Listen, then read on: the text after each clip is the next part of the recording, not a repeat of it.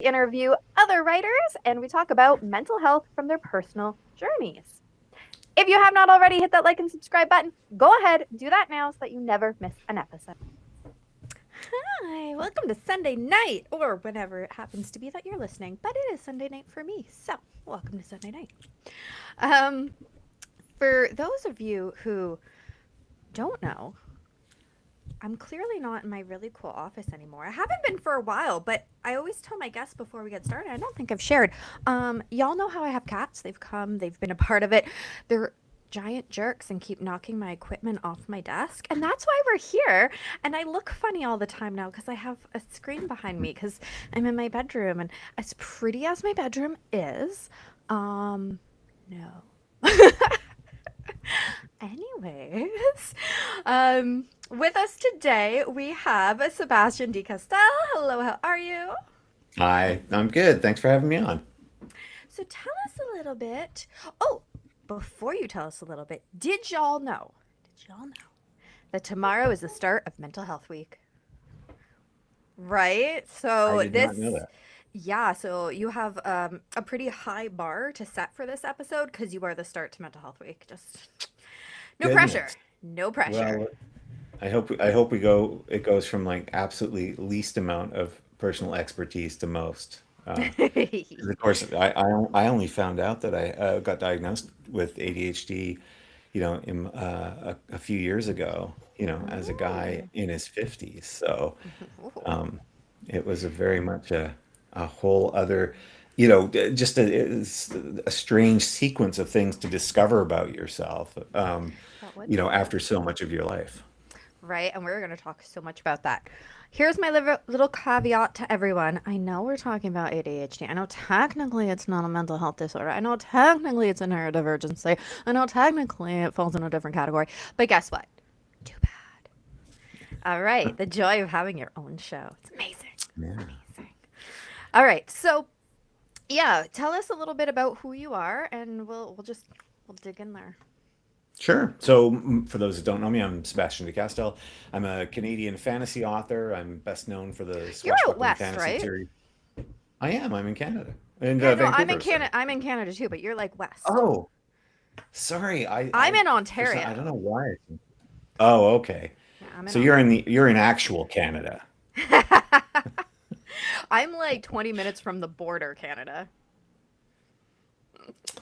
For your listeners who aren't Canadian, the tension between Ontario and literally every other part of Canada is sort of written into the Articles of Confederation.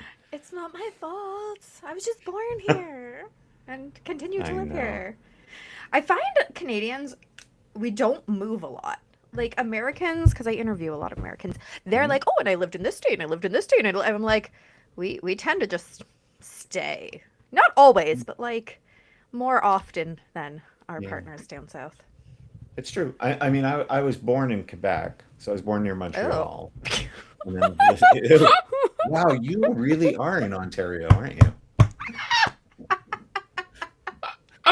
I'm sorry. Big love. Big love to all the Quebecs. You know what? Actually, one of my very favorite places to go. This is what we do on the show. I interrupt and get us off track, but then we get back on track, so it's all good. One of my very favorite places to go, and it technically is in Quebec because it's like I don't know an hour outside of Ottawa that direction. It's called Park Omega. Have you ever heard of it or been? I have not. Oh my gosh, you have to look it up. It is so cool. It's almost like I was gonna say like African lion safari, but I mean, if you've never been there, then that wouldn't help either. But it's like a drive. Hmm. It's like a drive-through zoo type thing, Hmm. but it's Canadian animals that they have, and you feed the deer right out your window. And they have an area that's got bears. Obviously, the bears aren't free roaming; they are in cages. So the moose is also in a cage. And they have foxes and bison, and wild horse. Like they have all these cool things. You drive through. They have a couple little areas you can stop and get out of the car and pet the deer and all that stuff. It's so much fun. And they have a wolf den. We usually sleep there because it's like 9 hours away. So we'll sleep Hmm. overnight. Our goal is to sleep with the wolves one day. It's just you have to plan that like months and months and months ahead of time because it's always sold out. Oh, because I was trying to think like what kind of planning do you do to sleep with wolves? Yeah, no, it's always sold out. It's like this really cool chalet type thing, and the whole one wall is just a window, and so it go backs onto the wolf enclosure, so you just get to watch them all night long. So cool. Wow. We sleep in like a little cabin where you can hear the wolves, and it has like a little fire pit and stuff. It's lots of fun, but one day, one day we'll get to the wolves. Anyways, see, I love Quebec. They have my There favorite you spot. go. Good, rescue there of otherwise offending Canada's second largest province. Yeah, well, a lot of times they're not as nice when you go across there. So just yeah. Wow. Anyways, we're gonna move on. I'm gonna, I might It's do the been rest of this interview in French. I won't know what you're saying at all. At all. Ah, ben ça va aller mieux. You just go on and do your own thing. I'm just gonna We've sit gone here off and the rails. nod. Oh my gosh, it's been a day. It's been a day. It's been a day. Interestingly, this is already the most ADHD interview I've ever done. Well, it could be because your host might be a little bit that, but definitely autistic. So, There you it's all go. good. I was only diagnosed with autism because, you pay for tests as an adult. Hmm. And so I only paid for that one. And then that was a couple of years ago. And now I'm like, oh, I think I should have maybe paid for both of them. But that's okay. So, all right, you were born in Quebec. Now you live out west. Continue. Yeah, so I'm probably best known for the Greatcoats, which is a swashbuckling fantasy series that started with Trader's Blade back in Wait, it's 2014, and about then pirates? no, swashbuckling isn't just Oh. pirates. How dare you, madam? Seriously. Well, I was gonna say Uh, I have to give Mickey crap if it's about pirates and he never sent it to me, but it's not about pirates, so it's fine. no, there is some good pirate gags in there. There's a few sort of homages to the Princess Bride in that series because it's a favorite of mine. William Mm. Goldman is one of my favorite writers. Um, but no, it's about traveling magistrates.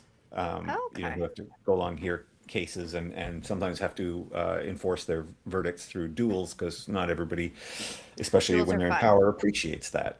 Yeah, and Duels then are fun. the Spellslinger series is a YA magical fantasy series that got translated into 15 languages and option for film and Wow. TV and all those good things. And yeah, Hmm. more recently, I have the Malevolent Seven series, which is kind of like the Magnificent Seven, but with wizards blowing things up and swearing constantly. Very cool. Well, we'll talk about that more later. But like, who Yay! are you as a person in your soul? In my s- In in your my soul. soul. That's what you do. That's your job. But like your soul.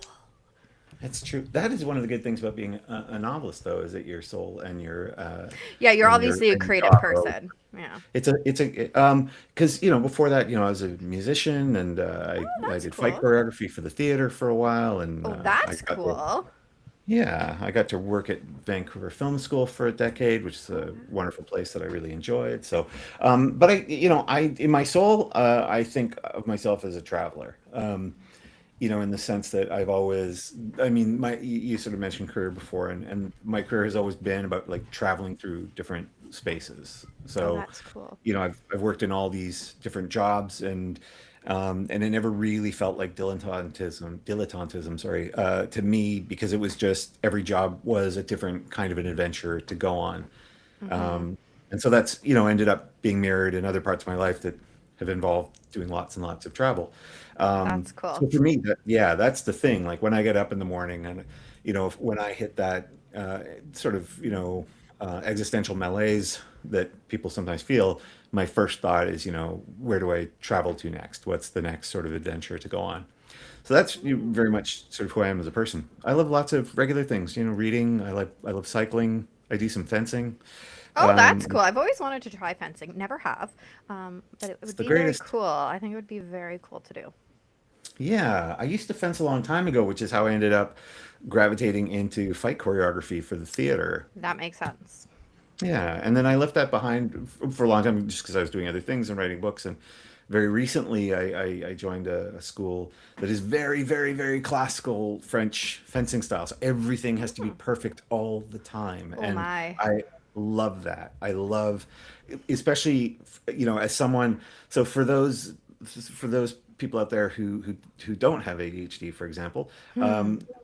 with ADHD, often one of the very common treatments is you take like a kind of slow release stimulant. So the most common one for males tends to be Concerta, and there's a thing they call Mm. Concerta crash, which is around 6 or 7 in the evening. When the effects Ah. fully wear off, you suddenly become a zombie. And so these Ah. lessons are always around 6 p.m. in the evening. And so what I love is it's challenging to focus, but you're focusing on one thing. I mean, it's all the Yeah. different parts of your body, but Right. it Yeah. really grounds me back in my body. Whereas most of my life I spend, kind of in my head. Mm-hmm. So yeah, so I love it Oh, for that that's very reason. cool. That is Yeah. very cool. Maybe one day I'll try it. We have a university here in my area, and they have Mhm. fencing there. So I wonder if they do like outside people, because obviously I'm not going to the university, but like I wonder if they do outside lessons. I don't know. I'll have to check into that. Add it to my list, my list to Yeah. do. um, and you have not mentioned something super duper important that you mentioned to me before we started Hmm. talking. Kitty cats. Oh goodness. Yeah. My cat. At any moment, at some point, they will probably.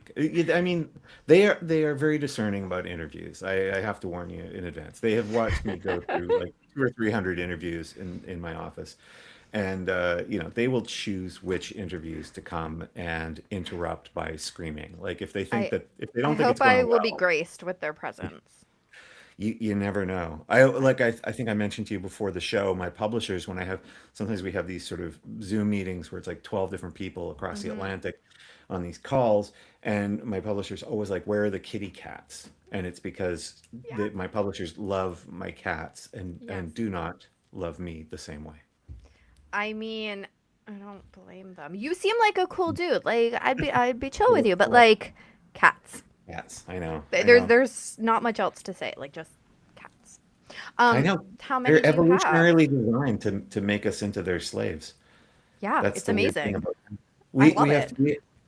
we have two cats, and they're Aw. both they were feral when they were born. So they were, in very dire circumstances when they were born, and then Aw. they were rescued, and then we adopted them, and they have spent the entire rest of their lives, the subsequent 16 years. Oh, Oh Randy, wow. I have some very good important news for you, which is apparently my Yes. cat has decided to grace you with its presence. Yeah, I know. Baby. This is Paluche. She's like, why are you picking me up, human? You have no right to touch me. Aw. Bad How thing to say. dare Um, you? Actually, Paluche, this cat was the basis for a character called Rikus in the Spellslinger series, who is a Oh, I love squirrel cat, that. I love which is that. everybody's favorite character because he's a thief and a murderer, Oh, I and love so that so much. based entirely on my cat Paluche, who also thinks of himself as a thief and a murderer. Yeah, I don't know if it's just him or like every cat because that's pretty common, you know? I've known a lot of cats in my life. I don't think I've ever known a pair like our cats are the most sort of simultaneously demanding and standoffish. So they're like, if Oh, they want to that's sit on your funny. lap, you have to let them sit on your lap, and they But will don't just. touch them. But if you try to pick them up, Oh, they're yeah, just no, like, no. yeah, no, they're calling a crisis line at that point. Yes, I Uh, I have one of those and it's like, what do you want from me? Do you want to sit with me or do you not want to sit with me? Because if you're going to sit with me, I'm going to love you. Like yeah. that's just what's going to happen. I love that. Okay, so let's actually like talk about show stuff. Um, so okay, you said that you weren't diagnosed with ADHD until much older. How Mhm. was it going through school and being a kid? It's interesting because one of the things about that and I have no expertise about neurodivergence other than what I've experienced having ADHD. But the thing that's I think is so remarkable about something like neurodivergence is there are always 15 other explanations for it. So in the case of ADHD, well, maybe you're just scattered, maybe you have lots of interests, maybe you're lazy, maybe you just need to focus or hunker Mm, down or things like mm-hmm. that. And so I never realized like that when I was young, I was incredibly sort of disciplined and focused. I would come home, I'd do my homework, everything was fine. And I never really thought or I never really twigged on the way that basically there was, a 1 month period in my youth, like once I got into high school, where suddenly, I skipped classes for the first time in my life. I stopped doing homework. And I became so scattered. I mean, I had, 20 different majors in university, and I would always be so excited at looking back then. There was paper syllabuses. You'd go to the sort of the academic Yeah. area, and there'd be all these different syllabuses you look at, and I'd be like, I want to take all of these courses. And then you get in the course, and 5 minutes later, you're like, I have never been this bored in my life. Um, Oh, been there, done that. so it was, and so the interesting thing is when I finally sort of hit a point, like I say, in my 50s, I'd already, had some pretty good success in my life, including, being fortunate enough to be successful as an author, where I just realized there were just enough things that kind of seemed a little bit off. And one of the nice things about getting older is you have more time to get to know yourself better. So you have more, Yes. You know yeah. what? You're actually the first person to like verbalize that thought. But you know what? Yes. I've done almost 300 interviews, 5 years, guys. We are next week, 5 years. Oh, Crazy. congratulations. And I keep going, oh, what I'm going to do for our 5 year anniversary. I don't know yet. But out of all the people, they all say similar types of things, but Hmm. nobody has like straight up said the way that you said it. The older you get, the more you get to know yourself, which is really kind of cool, but also like, why does it take us so long? Because you have to have seen so many patterns in yourself, but also in the world outside of yourself, That's a to good point. finally go. Like I once figured out, because once I was diagnosed and I was trying to explain to friends, okay, so how is ADHD different, let's say, from just a magnified form of the stress of everyday life? So modern life, what we could say Mm-hmm. for sure, it's our attention is being pulled in more and more directions. It's Yeah. harder and harder to focus, distractions, all those things, right? So Yes. so why so how is it different? And I finally realized the best way I could describe it is the experience is like if you're sitting in front of your computer because you have to file your taxes, and you Oh, I know just exactly. did mine. I know Oh. I have to do mine. That's why it's fresh to mind. But it's any other task like that. So for example, applying renewing your passport. And it's Mm. like you know how to do this. You know it's only going to take, let's say, 20 to 30 minutes. Might be a task as easy as that. You know that there's a reward for getting it done. You know that there's a negative consequence for not getting it done on time. You know all these things. You know how to do it. You're sitting in front of the computer. All you have to do is start. Why are you not starting? And that is my best description for what ADHD feels like. I know how to do this. I know what I need to do. If I don't do it, it's going to be bad. If I do it, I'm going to be happier. I know I'm going to be happier if I do it. Why can I not start? And it's because, one way I've had it described to me, which I think is the way it certainly feels, is ADHD brains just don't tend to be motivated by the things that most people's brains are, which is importance, reward, and consequence. Right. Instead, your brain's motivated by novelty.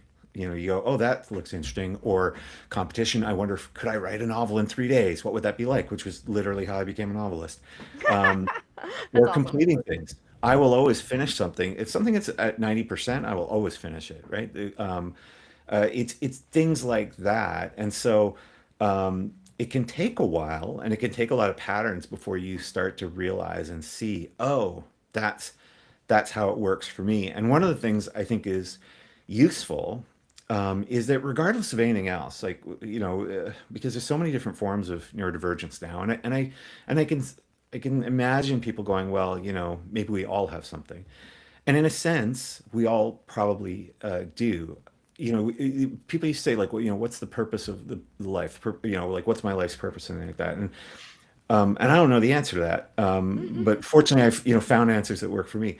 But I think one of our missions in life, for sure, or that I took a long time to figure out was a mission of mine, is figuring out how your brain works, whoever you are, even if you're normal as can be, right? Figuring out like what is it that makes you do the right thing, what does it cause you to do the wrong thing, things, really simple things. Lots of people know that if they're trying to quit smoking and they go out to a bar where all their friends are going to go out to have a smoke in between sets of the band or whatever it is people do at bars now, they know that that'll make them smoke. And so, they have to figure out, okay, how do I go to the bar without feeling like I'm going to have to go have a smoke because I really don't want to smoke? And having ADHD for me was, even before I'd had that diagnosis, was really like that. In fact, when I was being diagnosed, one of the things they said was there was evidence for them, or one of the things that they said, no, that is definitely, you definitely have this, is I was literally just describing how I manage my finances. Yeah, so how do Oh. because as an author, of course, you get paid in kind of, it's very random. You sell a Yeah. new book, right? There might be an advance. The advance is split a certain way. Your royalties come every 6 months. You have no clue how big that amount's going to be. Mm-hmm. And I was saying, oh, so what I do is I have these different bank accounts, and there's one that I pay myself a year behind for my salary. So the money that I spend this year is money that I earned last year because I don't know what money I will earn this year. And then I have another account for any new money that comes in, so that 40% of that is saved for taxes. And I described this whole system that is basically a system so that I don't have to think about it week to week. And they were like, that is what happens. People who make it to adulthood without getting diagnosed, Mm-hmm. um, if they have ADHD, it's because they build systems. And so I've had to always build Mm. systems for myself. But that can be a tremendous advantage once you understand what it is you're doing. You start to get good at going, I want to do this thing. This thing is hard for me. What system can I build that works not for other people, that just happens to work for me? Mm-hmm. I like that a lot because that's what it is. So, for those who have watched the show for even a little bit of time, um, you've heard me mention that my kid is autistic, ADHD, depressed, all the things. They just throw more letters at her all the time. And that's the big thing is throughout the years, she's 19 now, but throughout the years it's been, well, try this, try this. This has been known to work. That's known. And none of it works for her because she's got all of these different parts and she falls in that really frustrating category of she's smart enough, but she also Mhm, has zero executive functioning. Right? So mhm, it's always been that hard part. And the way that you said that that's basically what we've had to do is yeah, okay, there's little bits of that strategy or little bits of that strategy, but the strategy as a whole doesn't work. So we've had to kind of make our own based on her brain. So the way that you said that is perfect because yeah, once you get to know yourself and you make all these different things and same with me, like I didn't get diagnosed with autism until 30 something, 35, mhm, something like that. mhm. But I would consider myself fairly successful, college and the house and the whole thing. The whole thing that people say is being successful. Did it all. So, like, got to the point in my life that, yeah, I've got these systems in place. I like that systems. Yeah, and I think, I try always to. I saw a great. There's a great book that came out a little while ago from, I think there's a neuroscientist who used to work for Google, and it's about tiny experiments. And it's like, instead of trying to like create a giant plan, like everyone does, I do at the beginning of the year. At the beginning of the year, I go, okay, I got to accomplish these things. Here's my giant plan, and it does. Sometimes it works. Well, most times it doesn't. I Um, was gonna say, yeah, it never works for me, but I know what you're talking about. but she talked about something that I've started to do more and more and more as I got older, which is just go, no, no, just do experiments, and just go. It's like it can be anything. It's like, oh, I need to clean my office. I can't clean my office. My office has not been cleaned for or organized the way I wanted for 6 months, and to go, I wonder if. What if I tried this weird little thing? What if I tried this trick or that trick? What if I approached it this way? What if instead of trying to do a piece of the big thing, I said, all I'm going to care about is one shelf, and I'm going to make that one shelf the most beautiful shelf it can be, right? I'm going to order every book on that shelf is going to be exactly organized. I'm going to figure out what tidbits I want.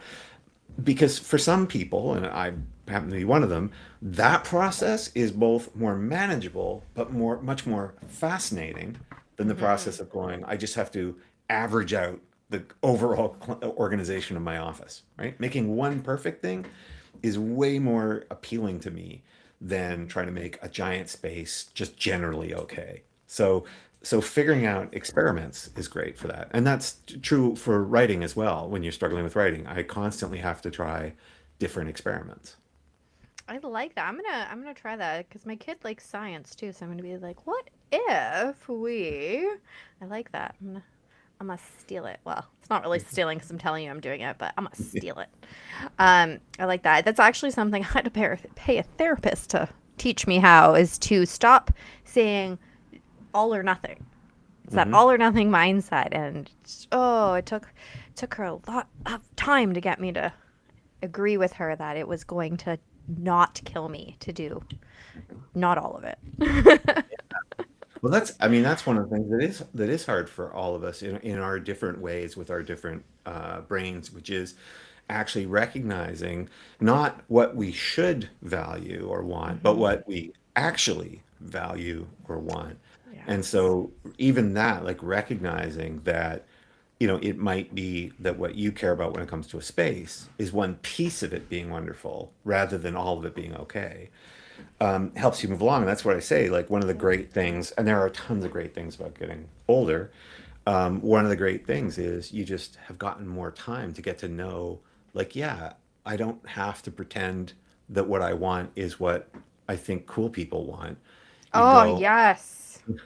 I like these other things and I just like them. And I'm never gonna like this other thing that I thought I should want to have, whether Okay. it's fame or status or any other thing. It turns out Right. that what I really like is sling bags or really nice mechanical keyboards. Yes, I'm gonna show y'all something. Hold on. How do I turn up? Oh, how do I do this? Hold on. Hold on. Now you got me on Uh, tenderhooks. I'm right. I don't know how to do the thing I'm trying to do. No, I don't know how to do it. Okay, so wait, no, no, that didn't do it. Man, I can't. I don't know how I did the thing. Okay, so it's frustrating because this would be really interestingly cool to show. Well, to me, interestingly cool. Darn it! I can't remember how to do it. Because I should press that button, and that button's not letting me push the button. Okay. Anticipation is just built up to record levels here. I know, and I don't know how to do this. Why is this not letting me? Oh, do I press something up here? No, no, I don't. No, no, nope, that didn't do it either. Darn it. Okay, so I guess I'm not gonna show y'all because I can't figure it out. That's frustrating. That's See, and my okay. cat went away, so I can't entertain your audience while you're looking it up. Well, you totally can. So, okay, so um why did you get diagnosed? Like, why did you, in your, I was going to say old age, but that's mean. It's not really old age, but you know what I mean, I think. Hey, Um, it's all good. It's fine for it to be old age. It's great. okay, Um, perfect. Yeah. Why did you decide to do it after, already growing up?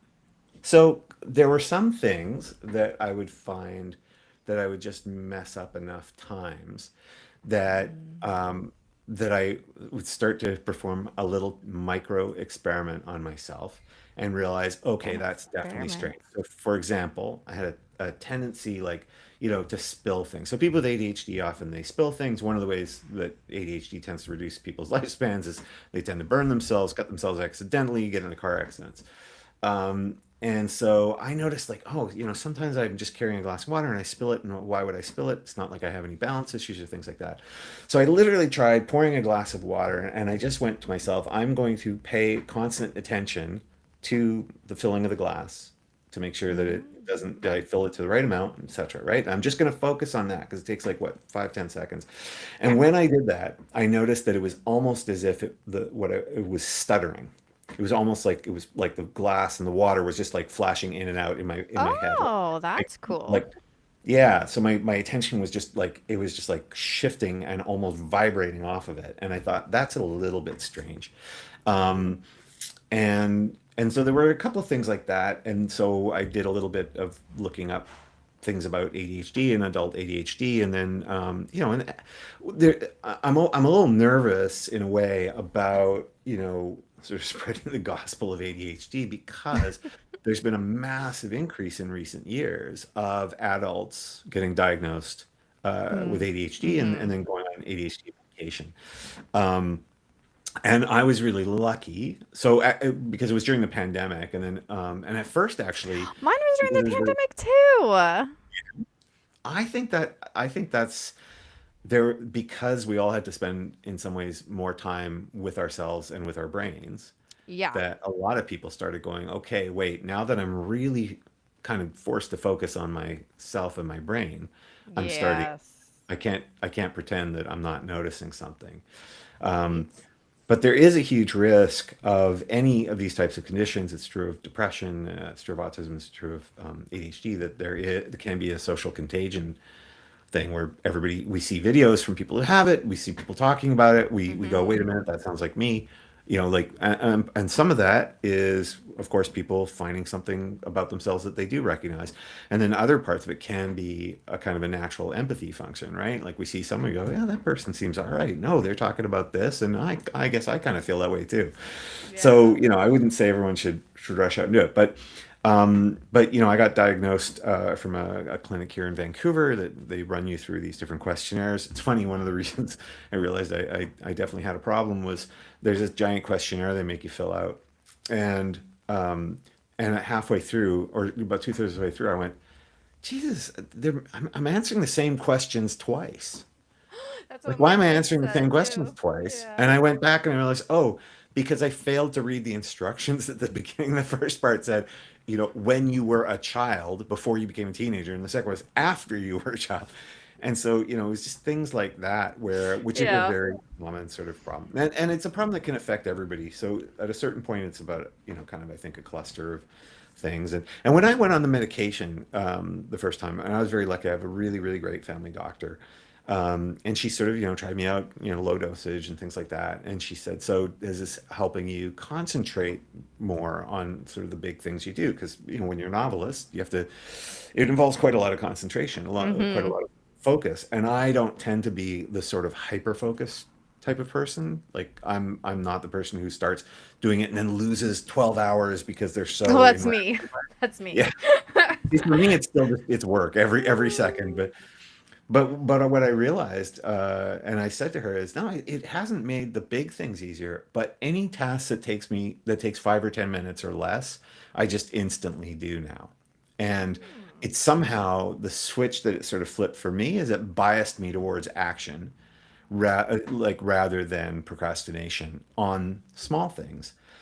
Big things are still hard, but that's okay. Big things are supposed to be hard. I don't mind that challenge. But those are way easier when you're not fighting with yourself just to do things like, take out the garbage or check something or return, or mail an envelope. Um, Right. so when those things get easier, that's something that I really value about it. And actually, one of the things that's really good to me about just recognizing it is, with something like ADHD medication, often you're not required to take it every single day. They'll be like, look, if you're on Yeah. vacation, because it's not very good for naps since it's a slow release stimulant. Yeah. But if you're on vacation, you don't have to take it. So I will tend to not take it on weekends, even though I will tend to work on weekends anyway. But just to sort of create a break It's from it. more relaxed. Yeah, but even there, just the awareness of it, just my awareness of going, I have to, take out the recycling, and going, I don't feel like doing it, but going, oh no, I know what that is now. That's not me. Or that's the ADHD part of me. Yep. Makes it easier to kind of overcome it, Oh, right? that's so good. Yeah. Yeah. Yeah. When you when you were sharing that, something popped into my head that happened today. So I have a credit card that I Mhm. don't know the PIN for. So, because I use it on like Amazon and online, you don't need the PIN, right? So whatever. And my husband's like, you need to get the PIN, like in case we need it for something. I'm like, "Ugh, I know, but I have to go to the bank to do that. So this has been an ongoing conversation for a while. So then today we go to Costco. They had this really nice stand-up freezer. Of course, I don't know the PIN to the credit card. We didn't have the right car anyways, but Mhm. So then we get home and he's like, you have to get the PIN of the credit card. And I'm like, well, then you need to take me to the bank. And he goes, I've told you to go do it. I said, no, no, no. You physically Mhm. need to, on a Saturday, you physically need to, when I'm in the car thinking we're going grocery shopping and stopping at Starbucks, because gotta have that Mhm. snack and drink when you go. We stop at the bank first. Because if you don't physically take me there, it's Yeah. not happening. Yeah, no, and yeah, my wife frequently has to sort of, or will say if there's something, would you like me to come with you and do this, or would you like me to sit down with you and do this? Yeah. And it makes a huge difference. Those things do make a huge difference. For things like that, for me now, one of the things I'll do is if it's like, I have to go to the bank. 'Cause I don't like standing in lines. Nobody does. Very few people do, I presume. Um, but things like that, where there's a substantial resistance, I'll go, okay, well, let's say I'm gonna be stuck in line for half an hour just waiting, Hmm. how am I gonna make that really sort of pleasurable in some way? And so I might do something like go, okay, there's this podcast, that Hmm. I want to listen to. Oh, like I'm this gonna one right here. this one, and I'll go, I'm gonna listen to that episode of Write or Die podcast, and that's something to look forward to. That's going to make standing in Mm. line. If they run me through that line too fast, I won't get to hear the whole Yeah. episode. So maybe it'll be all right if you know what I mean. You're trying to make it so that everything about the situation is kind of a win. And Hmm. so yeah, that's often what I try to do for myself to make those types of situations more bearable. Long flights, right? Or lots of people don't love long flights, but if you're like, okay, well, there's this TV show I've really wanted to sort of binge, or this Yeah. book I've really wanted to read, I'm going to make it so that if that flight's delayed, if that flight's sitting on the tarmac an extra 2 hours, that just means I'm going to get to watch two more episodes of this show that I kind of want to watch. That's exactly what we did on the plane. I was like, um, I really wanted to watch the How to Train Your Dragon live action people one, right? But I hadn't Mhm. done it yet. It was on my to watch list or whatever because like I love the movies. We saw it when it was in Buffalo with like on stage with the big dinosaurs and stuff. We read all of the books. Now the Mhm. books and the movies so totally different. Highly recommend reading those books though. They are so good. Like it was something that me and my kid did when she was elementary school. So good. Read them. There's like 12 of them. It's great. Anyways, It's yeah. Cressida somebody, right? The author of those books. Yeah. I was at a dinner with her Cressida. once, Oh in my gosh. Bath in the UK. Yeah, and with the Oh, author I'm a of little the horrible jelly. histories and all these. I know. I was like, I thought I was like a reasonably important author, and then I realized that like everybody around me were these like icons who created these things that had altered the shape of generations. So. Yep. I'm a little jealous. But yeah, that was one of the first like book series that I really got my kid into and it just so good. They are much better than the movies, as most books are. Anyways, I was I got off topic. Where was my point? It might come back to me.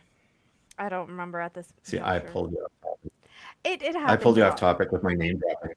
It you did. It happens a lot to me. It's a thing in my life. Oh, because we were talking about making things very exciting. So, I was like, I want to watch the live action one, whatever. So I was like, you know what? We're going on vacation in a couple weeks. I am saving that movie specifically for the flight because it will be not the entire flight, but close enough to the entire flight.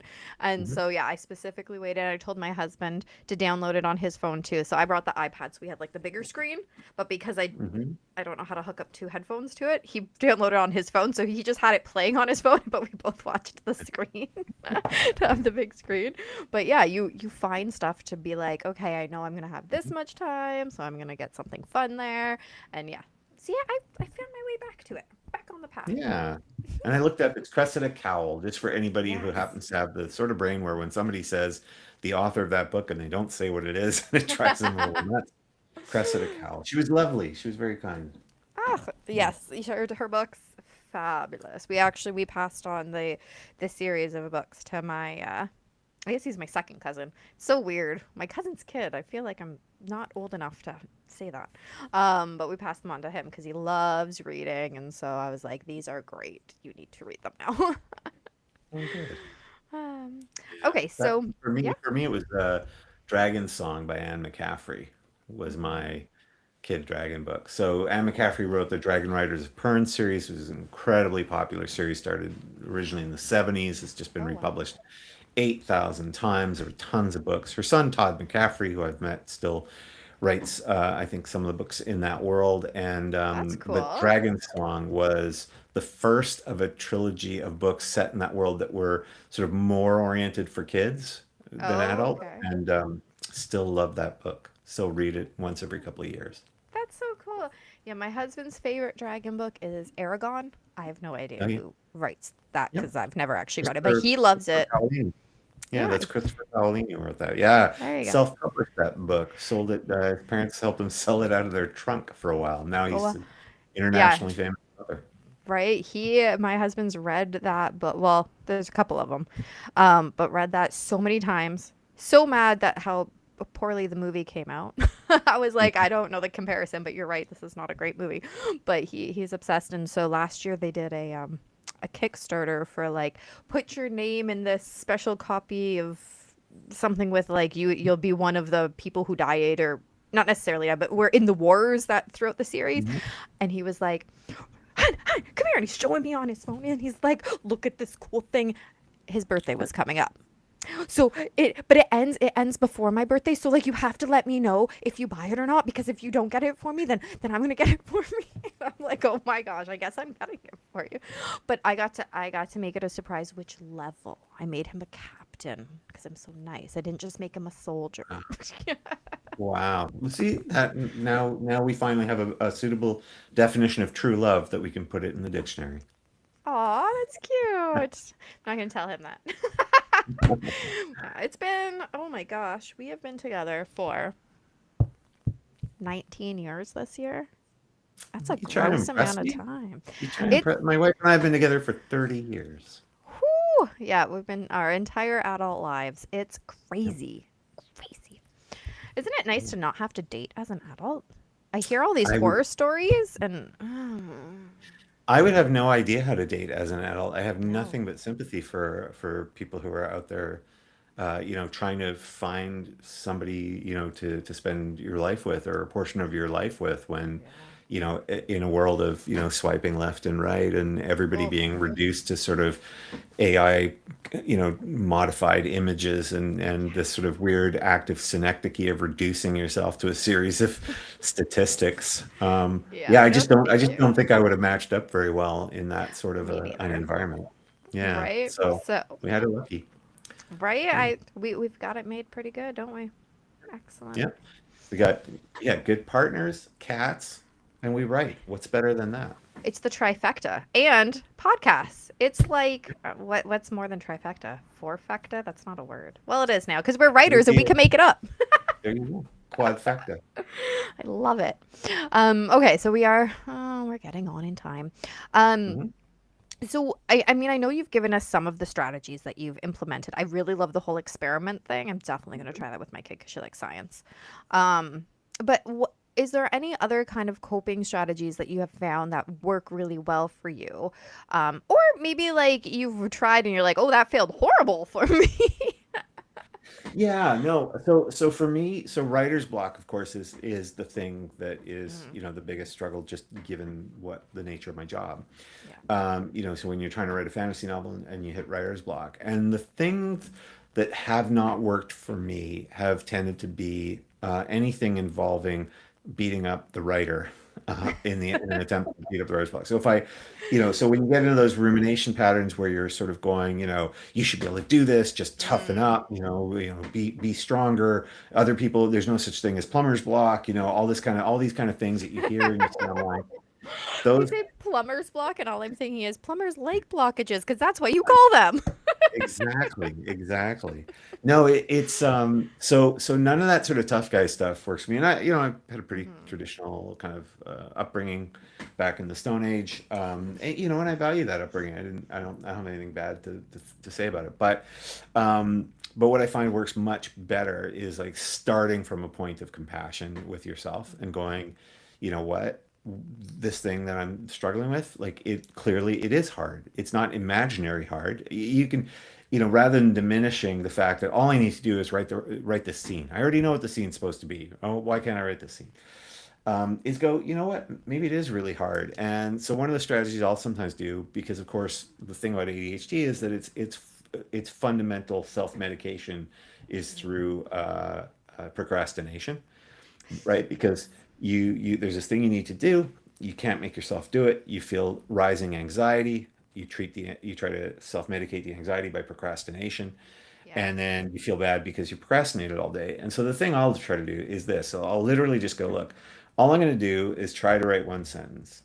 And if I feel like I can't write the one sentence, then I'll just go, all right, you know what? I am going to procrastinate. I'm going to procrastinate for all the way up until if it's 9 o'clock when it happens, I'm going to procrastinate till 10 o'clock. And the only thing I'm going to do at 10 o'clock is I'm going to come back, sit down at the computer, and I'm going to try for 5 minutes to write that, sentence or the next sentence.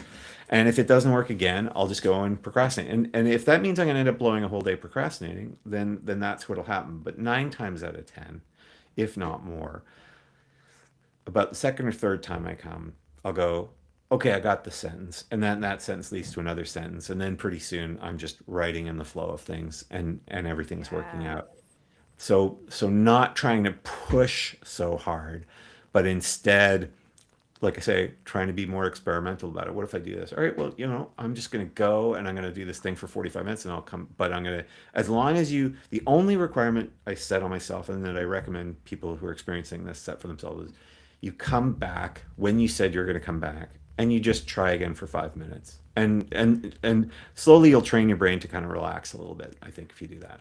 I love that so much because so many times people are either saying, "Oh, I set myself a standard of writing 10,000 words a day or whatever," or I go on other people's shows and be interviewed for my books and they'll be like, "So, do you set yourself a goal of pages per day or week or whatever?" I'm like, no, absolutely not. If I do that, then I set myself up for failure because exactly what you're saying. If I'm like, I need to do this and then I can't and I can't get started or I can't do it because my brain's just not getting through to the Mhm. doing, then I'm a worse person because now I didn't do the thing that I had to do. But this, I like the idea of, but say a time to come back and try Mhm. again. I Yeah. like that. So now my I other, now my I other hear the baby. the Where's other the baby? cat has come. Oh, She it's a really black doesn't like want cat. to be picked up. She's like, I want to sit on your chest when you're trying to sleep, but you're not allowed to pick me up. Um, Oh, it's a black cat. yeah. Um, And so the what funny is her name? Hold on. The name of the kitty. Suri, her name is Suri, which means mouse. Oh, Um, I love it. yeah, yeah. And the other one is Peluche, which means plush or lint. So, Let's go with which plush. Plush is both nicer. both both fit in pretty well. But no, but the thing you're saying about people saying, oh, I write X thousands of words a day. Mm-hmm. So the weird thing about me is, my debut novel, like my first draft, was written in 3 days during a 3-day novel writing contest. I went, I've never tried this. This sounds weird. I'm going to try this thing, and I wrote 44,000 words in 3 days. And a few years later, I did one where I wrote almost 75,000 words in 3 days, so 25,000 words a day. The thing is, it's far easier for me to do something that is a one-time challenge than to have, Yes. a regular writing practice. And all the people that we meet on our writing journey, who are the people who are just putting out, book after book after book after book, they often have this advantage that the sort of pattern of writing routine works really well for them. And so they'll say the stuff about first thing I do, I get up at 7 o'clock in the morning every single day. I make my tea, I put on my special candle, I turn the Mm-hmm. lights on this way, I spin around 3 times and throw, salt over my shoulder, whatever sort of witchcraft thing they Yeah. do. Yeah. And then they can do it. And they can do it all the time. Whereas if your mind is sort of driven by novelty, it's more like, oh, somebody asked whether if you could write a novel while in a coffin. Like, okay, I want to try that. Ooh, You know what I I'd mean? be down for I that. really, I'm also claustrophobic, so that's probably a bad idea. But you know what I But mean? can Like, the coffin be open then? Like a I nice guess so. comfy But then what's bed. the point? But then what's the point? It's Um, true, but you'd have to drill holes in it so we could breathe.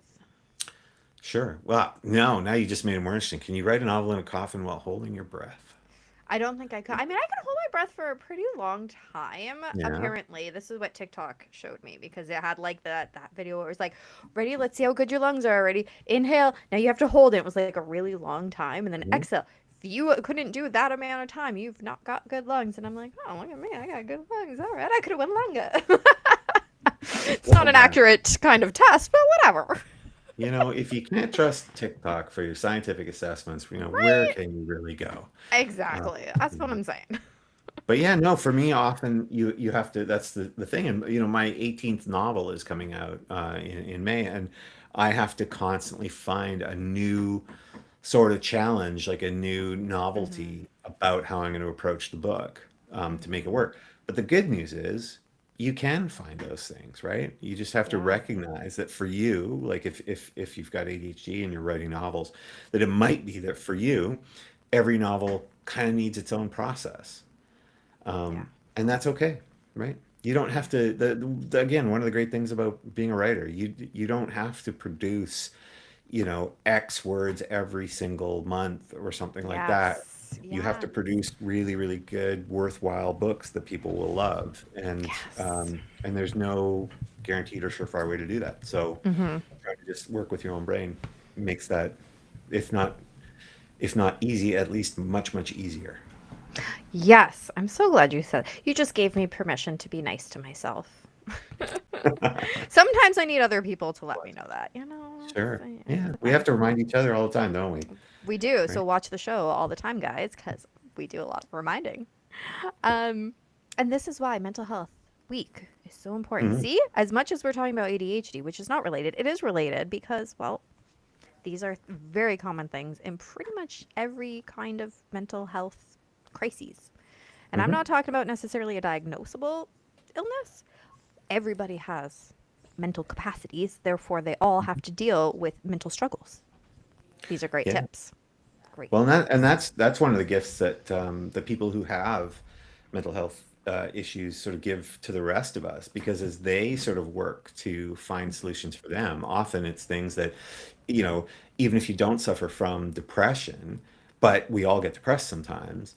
Hmm. Sometimes some of the sort of, the methods that people learn to deal with depression are things that we can go, you know what, maybe I'll try that for myself, even though I'm not suffering from the same condition as that person, but their insights can be sort of helpful to me. And I think ADHD is really one of the ultimates for that. ADHD has a tendency apparently to be associated with lots of other things, Yes. including things like anxiety and depression. But one of the things that is kind of great about it is that some of the things that you discover that work for people that have ADHD. I know people who don't have it, but who just, other people suffer from writer's block or uncertainty or anxiety about writing. And some of the tools work for them as well. So you may have people in your audience who the things that we're talking about, they may not Yes. have either of our particular, divergences in terms of Hmm.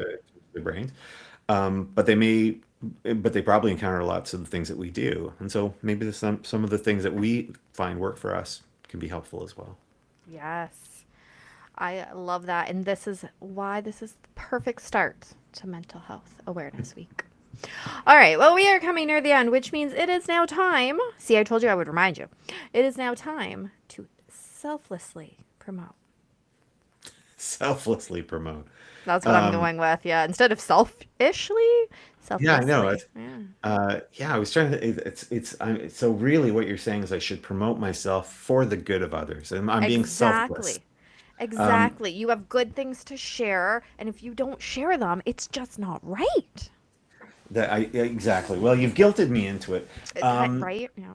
yeah. So for those, So for anyone who loves swashbuckling fantasy, check out the Greatcoats. Starts with Trader's Blade. For people who love YA magical fantasy, check out Spellslinger. If you like wizards blowing things up and swearing all the time, Malevolent 7 was very literally written for you. And in fact, Malevolent 8 has what I believe to be the only vampire dragon kangaroo in all of literature. So what better reason do you need than that? What? Kangaroo and what? Vampire dragon kangaroo. I need a little more here. Well, then I don't know how much I can tell you without spoiling things, other than when Malevolent 7 became a bit of a hit, my publishers told my agent, okay, we're interested in him writing a sequel. And my agent said, they want you to write a sequel. And I said, great, tell them to send me a check. And he said, well, no, you have to write a proposal. And I said, why do I have to write a proposal Ugh. for a sequel when the only Yeah. reason they want the sequel is because the first one was successful? He said, well, you just sort of have to do it, but you can take as long as you want. And I just went, no way, I'm just going to do it. I got off the phone and I said, I'm giving myself exactly an hour to write this. And so I wrote this bizarre proposal. I still have it. It's offensive in so many ways, like all of the horrible things that it literally says to my publishers, in fact, about asking for a proposal in the context of what the story is going to be about. And at one point, I realized, well, it's Malevolent 8. not Malevolent 7. So I need a character. And I literally just went, and then and I went Temper. And Temper is a 7-foot tall creature that looks kind of like a rabbit, but has shortened ears. And instead of a bunny tail, he's got this long tail that he wraps around So the it's a necks kangaroo. before he punches them to death and then slurps up their blood. And then I I literally love wrote this character. I I know literally wrote nothing about it. I love it already. Well, I hope, is it okay to swear on your show? Yeah. Oh, and I literally wrote in the proposal. I went, yeah, it's a fucking vampire dragon kangaroo. Get over it. And that was like purely just on belligerent impulse. Like I did not contemplate the consequences of that. And I thought mostly I wrote this proposal as a kind of a practical joke for my agent because I thought he'd think it was funny. And so I sent it with this very formal cover letter, just sort of, dear John, I'm sure you'll find that in form and substance, this conforms to the highest standards of literary fiction pitches, blah, blah, blah. And unfortunately, he also has the sense of humor of a 13-year-old boy. So he just sent it to the publishers without editing it. Like he just I sent love this it. proposal that literally insulted them and had the vampire kangaroo in it, and all this sort of offensive stuff in it. Um, and uh, and they 2 days later, we got a one-line reply from the publishers, and it said, "You had me at vampire kangaroo." And that was the easiest book deal I ever made. That's So amazing. yeah, Oh. yeah, that vampire kangaroo has given me a lot of mileage. And I love that so much. And that was so worth you sharing that story. there you go. Well, I'm Because glad I could. I feel like many people are now wanting to read this book solely for that one character. Because I mean, Vampire Dragon Kangaroo. He's a vampire dragon kangaroo who only says one word, and every time he uses it, it becomes more and more suited to the context. And that word is a very terrible swear word, which Oh I will my not gosh. share yet. You have to buy the book to I find it. love that so much. So very much. Yes. Okay, so that book, as well as all of your other books, where do people buy them? They're pretty much everywhere, any of the sort of big box bookstores or Amazon or places like that. There's often special editions of the books. They're all available in print, in ebook, in audiobook. The narrators, if you like audiobooks, are fantastic. Joe Jameson I is love one of the legends. audiobooks. Yeah, yeah. Yes. Joe Jameson, Kristen Atherton are unbelievable narrators. In fact, so my next book, which comes out in May, is called Our Lady of Blades, and it will be the first of my books that actually has both of my favorite narrators narrating parts of the book. That's really cool. I Yeah, like that. yeah. Um, And anyone who wants to find me, I'm easy to find online, decastell.com, decastell.com. If there's a contact form, if you send it to me, I see all of them. I always reply to emails unless you are a Nigerian prince, at which point my failure to reply is only because I feel like I've already got enough good fortune, so I don't need the millions of dollars that you're I like that. also, if you're one of those people that sends those AI generated marketing emails Oh, where do you yeah. get these are hilarious. So for those of your audience who are writers, you might start getting these where someone writes you this letter, says, "I just finished reading Malevolent 8, and it was such an incredible experience." And they go into the detailed thing about the book, and blah blah blah. And at the end, it's like, "I specialize in community generating marketing pitches, and I think that one of these for Malevolent 8 would work incredibly well," and blah blah blah. And it's all they do is they go to ChatGPT and they say, write an email to the author of Mm-hmm. Malevolent 7 about and it generates all this stuff. And so yeah, it's a very strange process. And now I was just having lunch with a bunch of other fantasy author friends of mine, and yeah, they're getting emails from Stephen King, uh, That's child, awesome. that are like, "Hey, it's Stephen King. I just want to tell you how much I love this book." And here's a long synopsis of the book. And by the way, I've got this really great marketing plan for you. So Oh my gosh, I love that. Yeah, I totally get those, and I'm like, really? Like, stop. Just stop. Although I did have one that did their own little video, and he's like, the reason I wanted to send you this video is so that it's coming from a real person. I'm not just AIing this. And I'm like, you know what? Good for you. I'm still deleting oh it. yeah.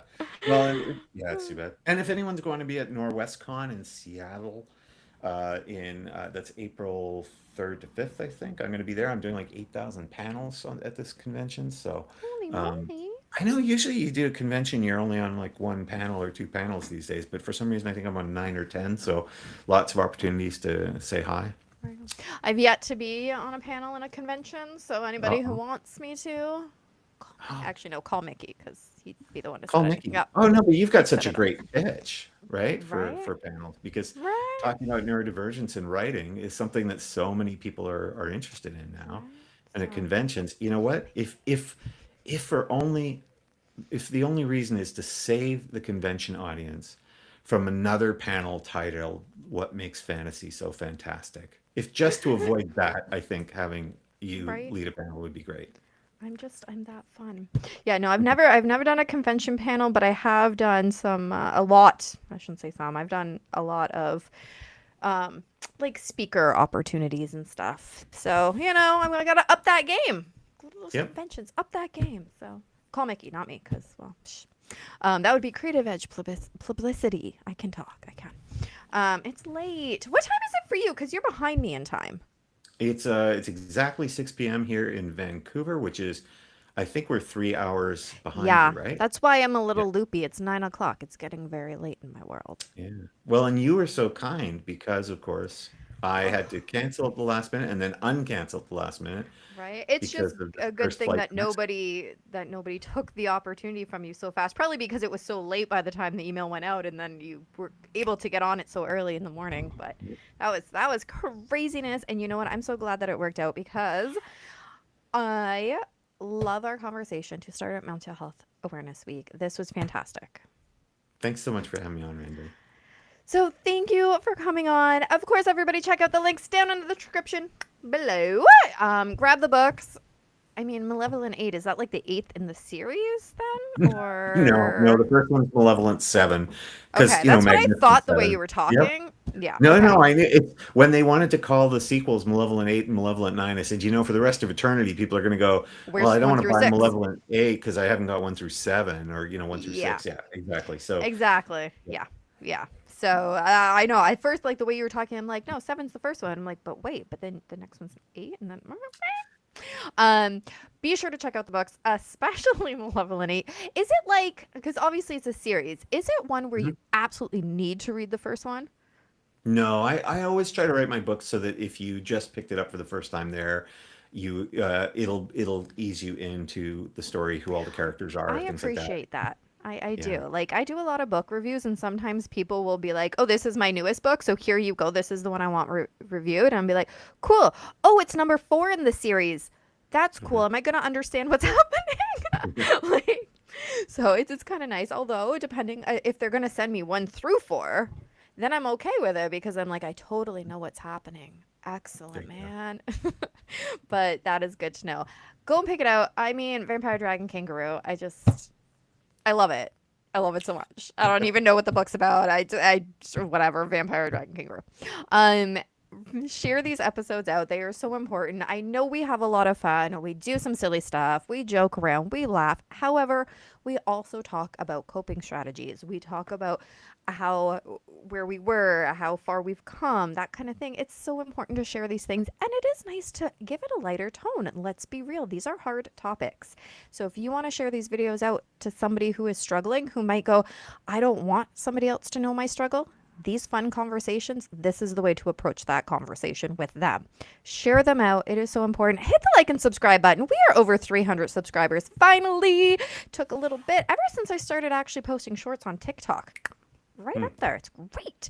So hit the like and subscribe button, share the episodes out, and remember, the only way to end the stigma of mental health is to speak openly and honestly.